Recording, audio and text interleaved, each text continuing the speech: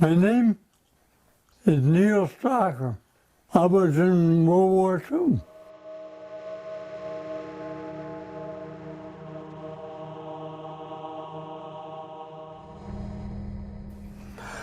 Well, I was in the Air Force, Army Air Force. I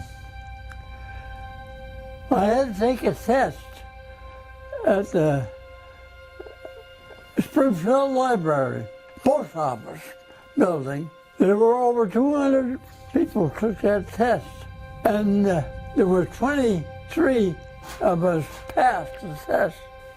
I was informed about a week later that I was eligible to join the Air Force. And I immediately told them that I would join the Air Force. I was sent to Montgomery, Alabama, flight training school, where I flew a larger single-wing plane. I passed the 20-hour check, and on the 40-hour check, I failed. Not because I was not able to do the snap rolls and slow rolls and loops and everything, and landings and takeoffs, but I was negligent in one respect. The pilot flew me over the TVA dam. As a rule, when you get a forced landing, you have a procedure to follow. Well, I was given a forced landing over the water. And when the plane got down to 500 feet, I gave a turn towards the shore. Pilot immediately took control. I was flown back to the base, air base, and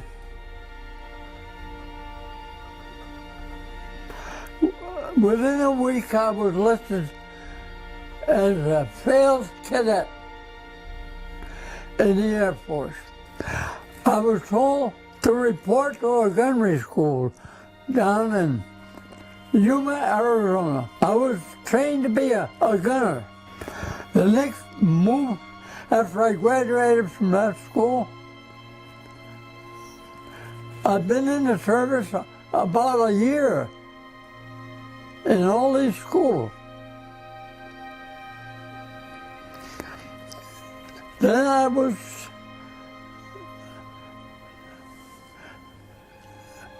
flown over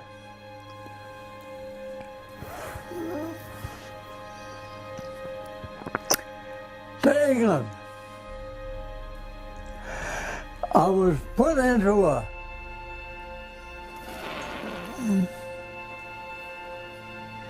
program where they trained me to fly in the right waist position in a B-24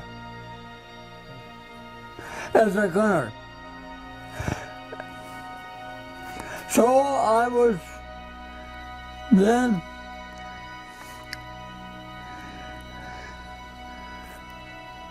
indoctrinated into the 8th Air Force. At that point, I was flown back to the States,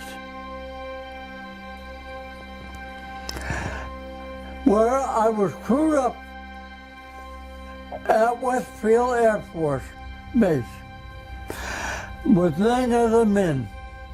My first memory of that airplane were the tires were kind of flat, and the airplane bumped when it went down the runway. It was brand new. It had been sitting there And we had the job of flying it over England. We were put into a army truck and driven to a town in the Midlands of England. I think the name of the town was Bovington. It was a large air base, almost all B-24s. And it was an 8th Air Force air base. About a week later, our airplane that we had flown across the ocean was delivered to us at this base. And we were told that we were in the OSS division of the Air Force.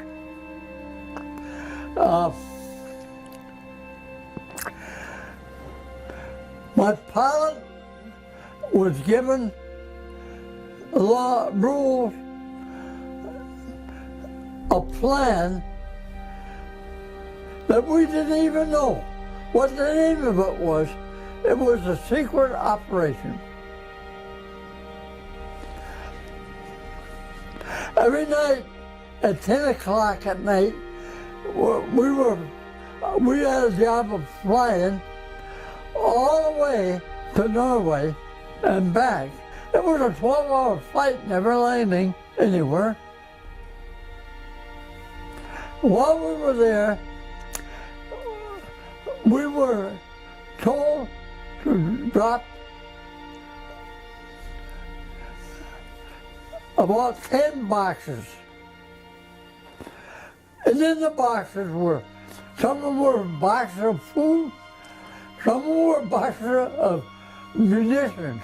And what we did, we found a large fire up on the tundra of Norway, not too far from Schweinfurt. I wasn't informed of what we were doing. We were just told to do, and that's what we did. It was a 12-hour flight. There was no ack-ack in the air. There were night fighters that were much faster than our bomber. We didn't know what they were, but we just estimated they were German fighters. Well, we had what we did when we got a plane on our screen,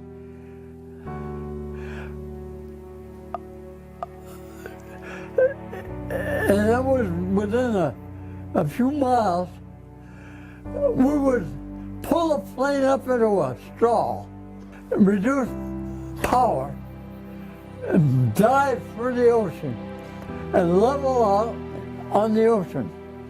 We had been trained to do this maneuver back at Bovington.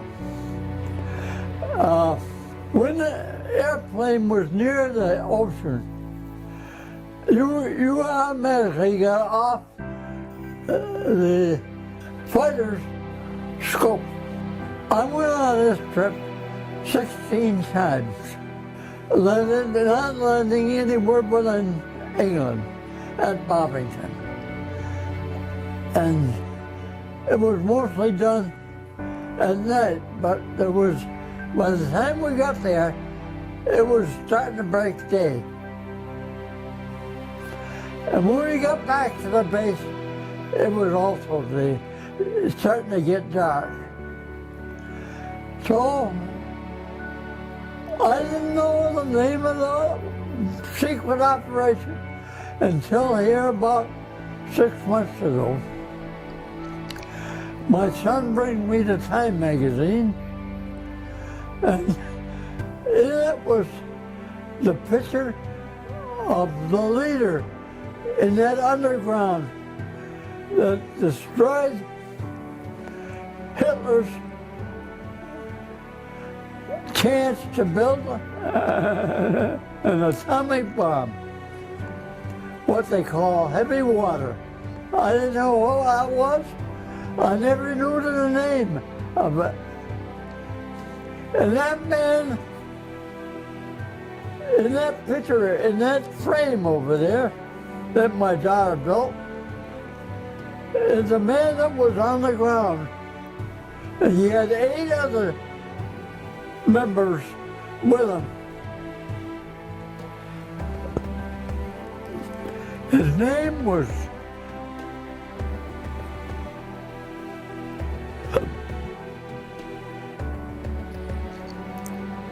Rumble.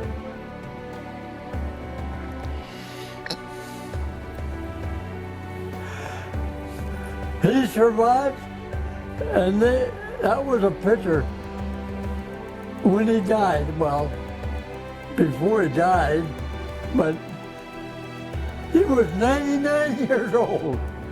He survived. He was the one that saved thousands of lives.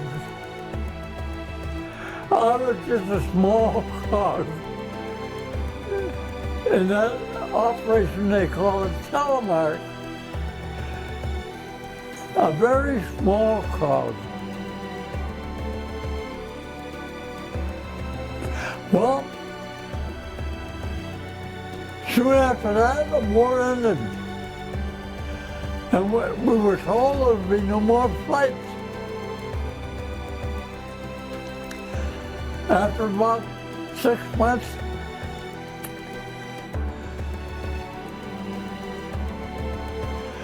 I was put on a ship in Southampton and shipped back to the good old U.S.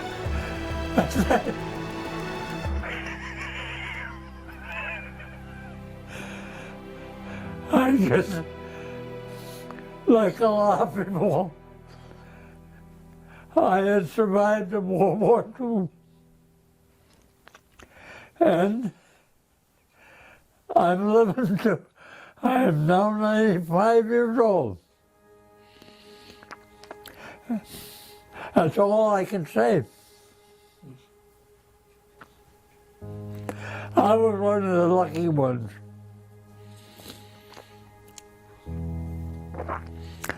There's many graveyards over there.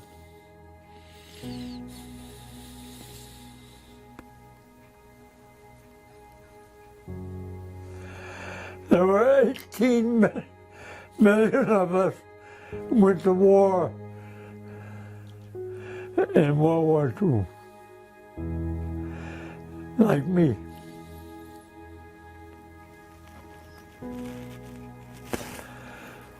So that's all I have to say.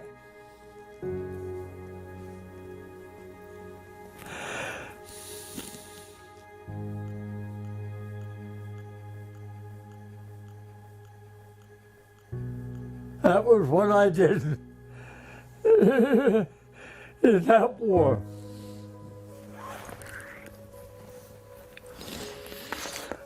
I never received a wound.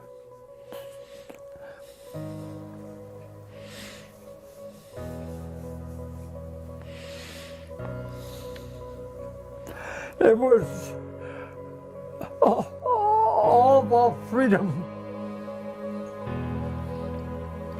Freedom, I guess, it's next to life. It's important. Freedom. Without freedom, life is very, very important.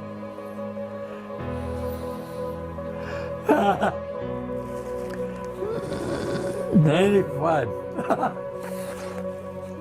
And I still have a nice little wife.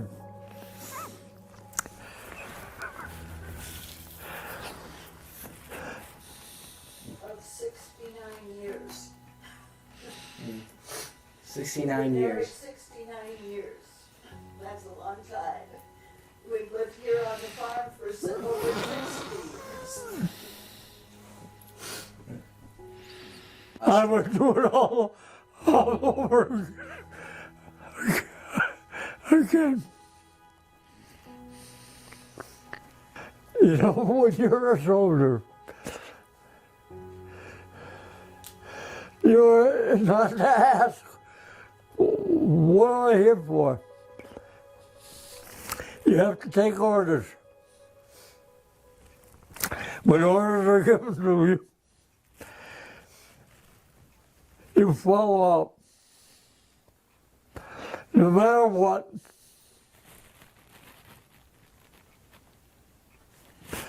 If you survive, you can count yourself lucky.